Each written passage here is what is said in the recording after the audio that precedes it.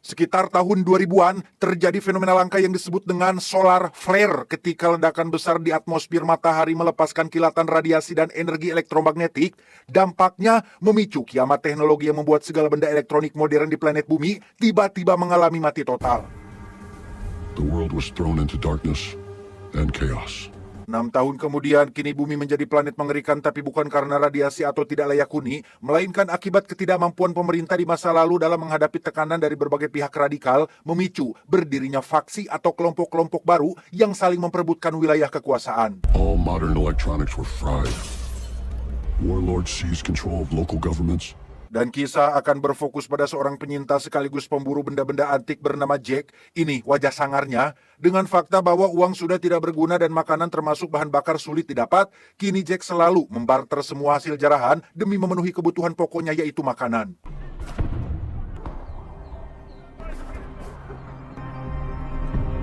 Kebetulan hari ini Jack ada tugas mencuri sebuah biola paling langka yang nantinya akan ditukar dengan sekarung beras merek Pandan Wangi. Berlokasi di bekas gedung terbengkalai, Jack pun masuk dan mulai menggeledah semua sudut sehingga berhasil menemukan berangkas berisi biolanya dan...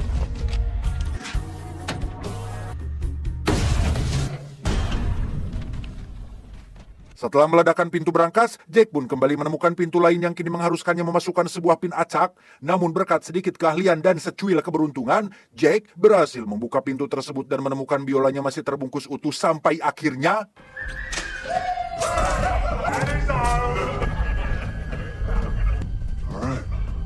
What you doing up here? Ya, itu adalah kelompok penyintas lain yang menemukan motor Jack terparkir di depan dan memutuskan untuk mampir sebentar. Melihat Jack memegang biola super langka yang pastinya bernilai lebih dari 10 karung beras bersubsidi, si ketua langsung menyuruh para keroco untuk merebut paksa biolanya, tetapi... Get him, boys.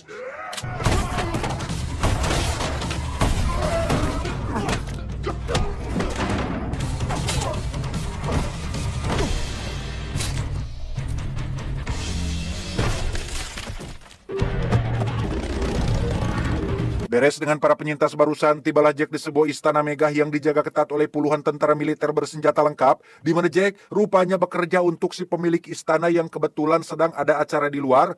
Setelah menitipkan biolanya pada si asisten, Jack pun kembali ditawari misi baru yang entah apa itu, tetapi Jack langsung menolak tawaran tersebut. Oh, thanks. It was nice seeing you, though.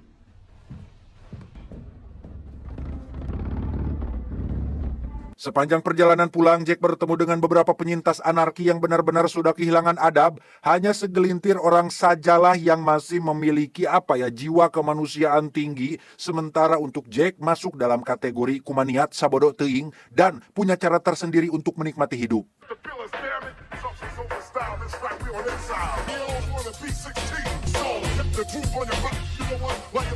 Tak lama, Jack mendengar suara ranjau yang terpasang di depan persembunyiannya mengenai sesuatu. Setelah diperiksa, ternyata itu adalah salah satu tentara utusan si pemilik istana yang meminta Jack segera pergi menemuinya untuk membahas kelanjutan misi yang sempat Jack tolak. Jake.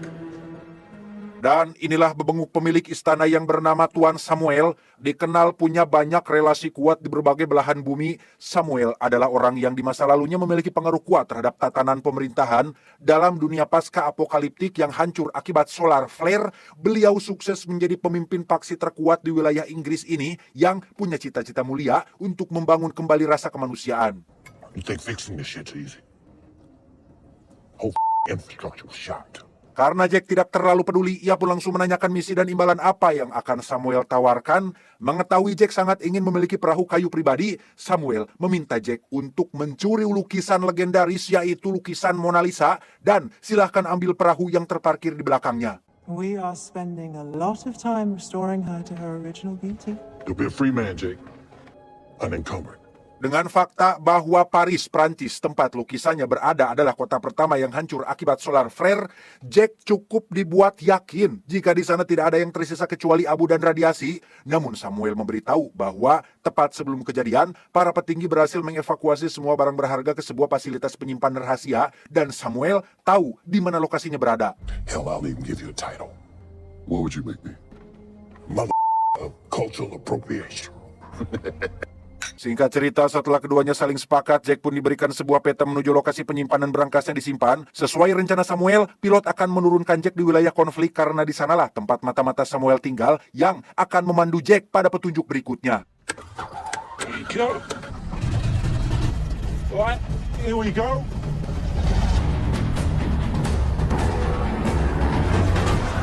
Dikira beneran sangar, Jack ternyata punya satu kelemahan, yaitu takut ketinggian. Hal itu terbukti dari bagaimana Jack bertingkah gelisah ketika pesawat baru saja lepas landas, apalagi setelah melihat badan pesawat dipenuhi lubang peluru dan tidak adanya sabuk pengaman. Jack benar-benar diuji ketabahannya. Relax.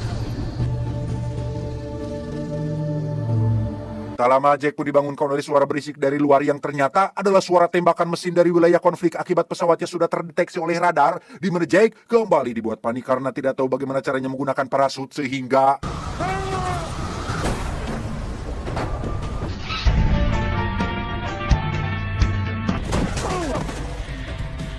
Selamat dari ketegangan barusan, Jack masih harus dibuat beradrenalin ketika dirinya malah tak sengaja memasuki area konflik yang ketika satu tank musuh memergoki keberadaannya, tiba-tiba...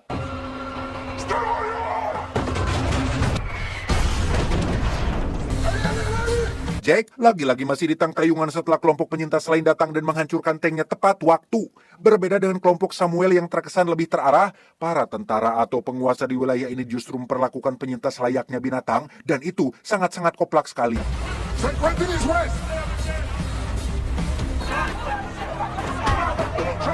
Entah kemana perginya Jack, kita akan diperkenalkan pada sosok pemimpin kejam yang bernama Paul Cobb. Dengan latar belakang sebagai tahanan sekaligus pembunuh paling gila, Paul Cobb bersama pengikut setianya berhasil memperbudak tentara untuk menguasai Prancis dan tidak pernah segan menghabisi siapapun.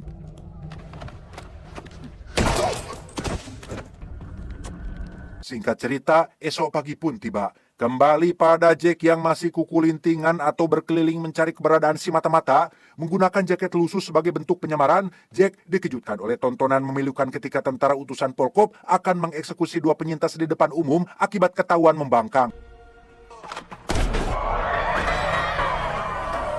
Tak ingin ikut campur, Jack pun buru-buru pergi ke sudut lain dan malah dicegat oleh 3 tentara akibat gerak-geriknya yang mencurigakan sehingga...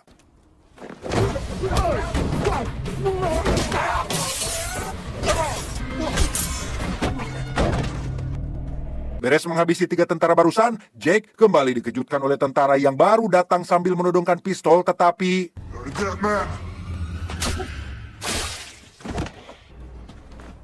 Dia bernama Drea, orang yang selama ini diam-diam sudah mengawasi Jack sekaligus mata-mata yang Samuel maksud. Tak bagus berdiskusi di tempat terbuka, Jack pun segera dibawa pergi ke lokasi persembunyian Drea, tepat saat Paul Cobb sedang melakukan konvoi.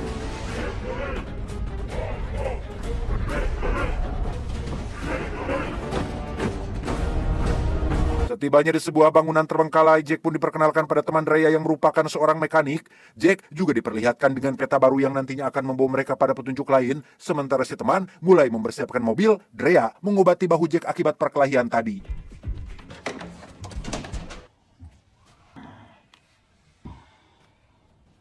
Tanpa mereka sadari, kabar kedatangan Jack kemari rupanya sudah sampai ke telinga Paul Cobb yang langsung mengirim seabrek pasukan untuk mengepung gedung ini. Tak ingin misinya gagal, si teman meminta Jack dan Drea kabur lewat pintu belakang, sementara si teman sendiri akan berusaha menghambat para tentara. Thank you.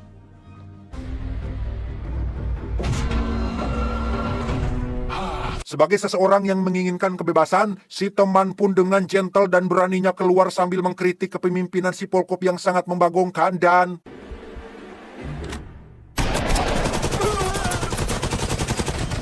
Meski seteman harus tewas setelah puluhan tentara menghujaninya dengan peluru panas, namun kematiannya tidaklah sia-sia karena Jack dan Drea langsung memanfaatkan kesempatan tersebut untuk kabur sehingga...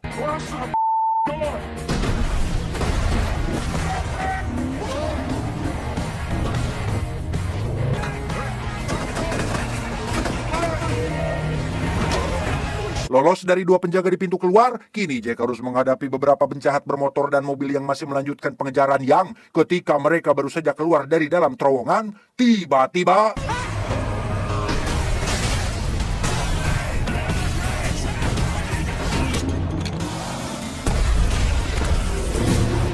Tersisa satu mobil musuh dan tank tempur yang bersembunyi di antara dinding tembok. Jack pun langsung melakukan sebuah manuver gila sampai akhirnya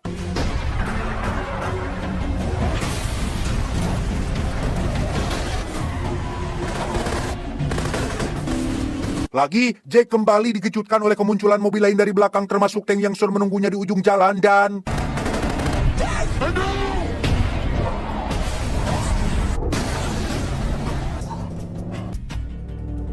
Malamnya ketika Jack dan Rhea sedang beristirahat di pinggiran kota, Jack pun menanyakan tentang Rhea dan si teman yang kenapa kok masih rela mati demi membantu Samuel mendapatkan lukisan Mona Lisa.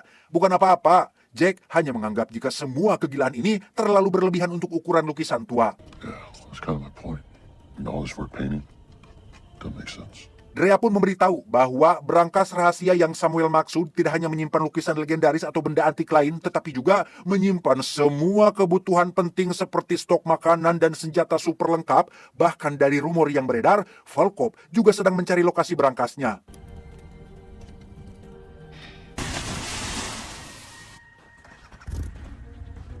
Dan benar saja, Volkov langsung menginterogasi salah satu tentara yang berhasil selamat dari insiden penggerebekan Jack tempo hari. Si tentara memberitahu jika dirinya melihat dua orang asing kabur menggunakan mobil off-road ke arah timur, siapa lagi jika bukan Jack dan Rhea.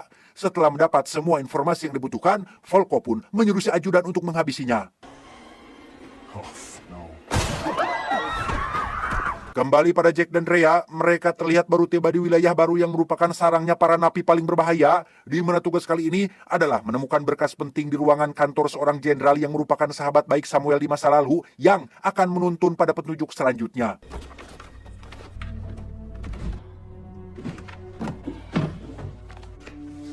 Voila. Berkas penting yang dimaksud tidak lain adalah catatan harian jenderal yang menyimpan segala informasi rahasia di masa lalu. Terdapat beberapa angka yang seperti mengacu pada sebuah koordinat. Jack pun menyandingkan angka tersebut dengan peta dari Samuel hingga berhasil menemukan lokasi berangkasnya. Sherhoff? Ouvrage de Simserov. That's a fort on the Maginot Line. Di luar, sudah ada puluhan napi gila yang berhasil mencium keberadaan Jack, bahkan mulai merangsak masuk ke dalam gedung, memanfaatkan bahan mudah terbakar dan peledak yang diletakkan pada gagang pintu. Jack pun berhasil lolos dan langsung meledakkan gedung tersebut.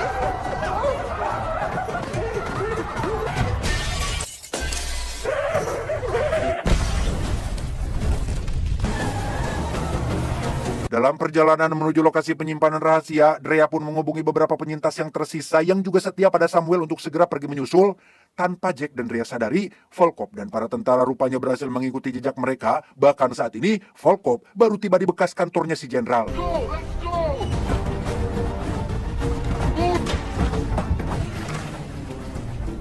Flying truck my ass. Sesuai dugaan, Volkov mendapati ruangan jenderal sudah hancur termasuk beberapa bangkai napi segar yang sebelumnya Jack ledakan. Tak hanya itu saja, Volkov juga menemukan bekas sidik jari pada peta yang jelas-jelas menunjuk pada sebuah lokasi, yaitu tempat lukisan Mona Lisa-nya disimpan. The route to the bridge. Understood. Jack dan Rhea sendiri terlihat sudah sampai di lokasi lebih dulu dan langsung masuk untuk memeriksa. Tak lama, Rhea menemukan blueprint yang menunjukkan di mana lukisan Mona Lisa-nya disimpan. Namun untuk bisa sampai ke bawah, mereka harus melewati baling-baling ventilasi besar. Let's get to it.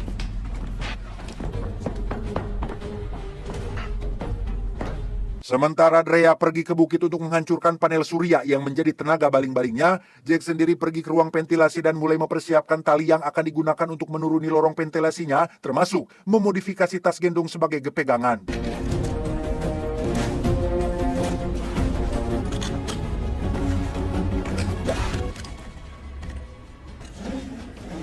Untuk Rhea, ia terlihat baru tiba di bukit lokasi panel surya dan menggunakan roket launcher untuk menghancurkannya, tetapi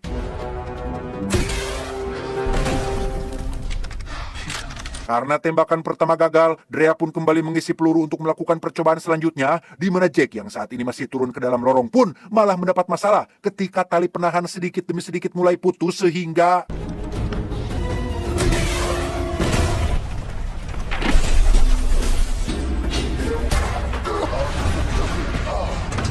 beruntung, Jack tidak jadi tercabik-cabik oleh baling-baling ventilasi karena Rhea berhasil menghancurkan panel suryanya. Dikira langsung sampai ke lokasi berangkas rahasia, Jack masih harus menyelam ke sisi lain dari bangunan yang jaraknya cukup lumayan jauh.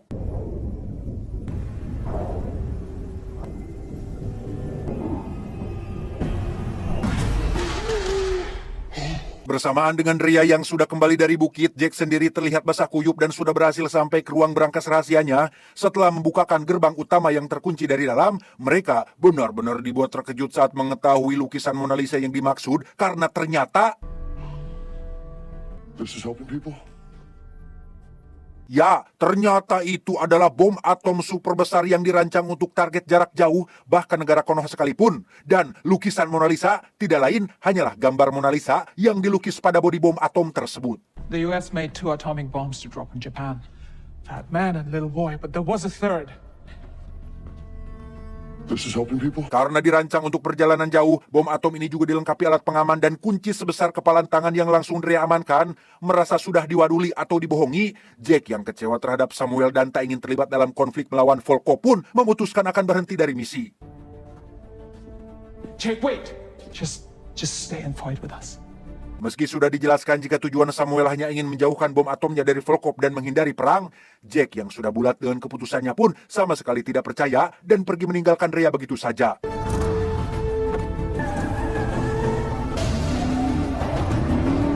Tak bisa dibujuk dengan cara apapun, Drea terpaksa membiarkan Jack pergi dan tetap fokus pada misi untuk membawa bom atomnya. Tak lama setelah teman-teman penyintas seperjuangannya datang, mereka langsung menyiapkan truk besar untuk mengangkut bomnya, tetapi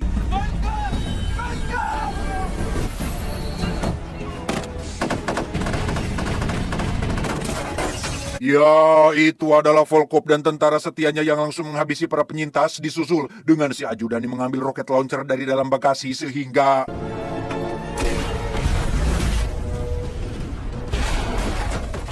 entah bagaimana nasib Drea, namun setelah keadaan terkendali, Volkov pun turun dengan wajah ceria karena sudah berhasil mendapatkan bom atom termasuk kunci pengaman dan langsung pergi membawa semuanya. The rest we take later. Let's move! Dalam perjalanan pulang, Jack tiba-tiba menghentikan mobil dan memutuskan putar balik karena khawatir dengan keadaan Drea, dan benar saja, ia mendapati bom atomnya sudah hilang, termasuk para penyintas yang habis dibantai. Beruntung Drea masih hidup setelah bersembunyi di balik pintu, meski sempat tertembak di bagian paha. You're right, it was pointless. I'm sorry I lied to you. Sadar jika keputusannya salah, Jack pun mengajak Drea merebut kembali bom termasuk kunci pengamannya dari tangan si Volkov. Rencananya cukup sederhana. Drea hanya harus pergi mendahului kereta dan meledakkan jembatan rel yang nanti akan dilewati, sementara Jack akan naik menghabisi para tentara.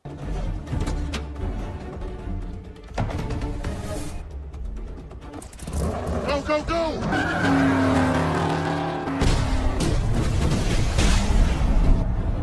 Singkat cerita, malam pun poek. Sementara kereta Volkov masih dalam perjalanan, Jack pun turun duluan untuk menyelinap masuk dari gerbong belakang dan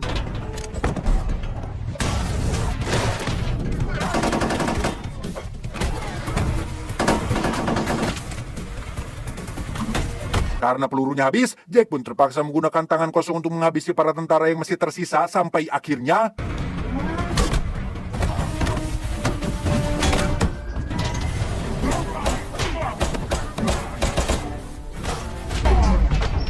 ya, muncul si ajudan yang langsung membogam wajah Jack menggunakan sepucuk pistol. Sempat berkelahi sebentar, mereka tiba-tiba dikejutkan oleh kedatangan Volkov dari gerbong depan yang tak sengaja menghabisi ajudannya sendiri.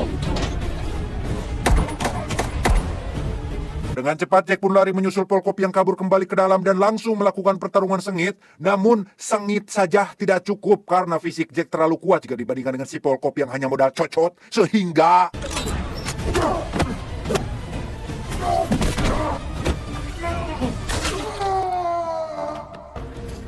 Mona Lisa! tepat ketika Jack berhasil merebut kunci pengaman bom atomnya, kita akan dibawa pada Drea yang masih sibuk merakit bom untuk meledakkan jembatan yang ketika Jack sudah turun dan Volkov bermaksud pergi mengejar, tiba-tiba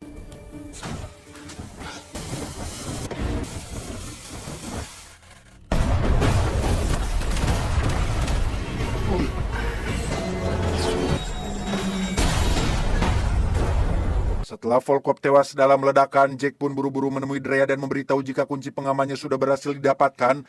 Untuk bom atom sendiri, mereka sengaja meninggalkannya di bawah reruntuhan kereta karena tanpa kunci pengaman, mustahil orang lain bisa meledakannya.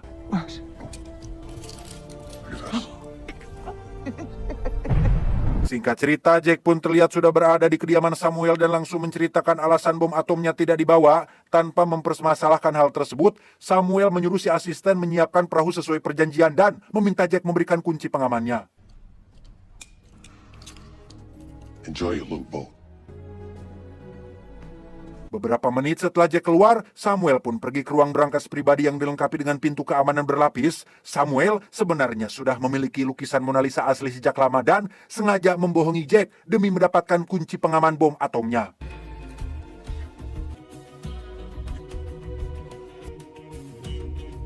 Tamat.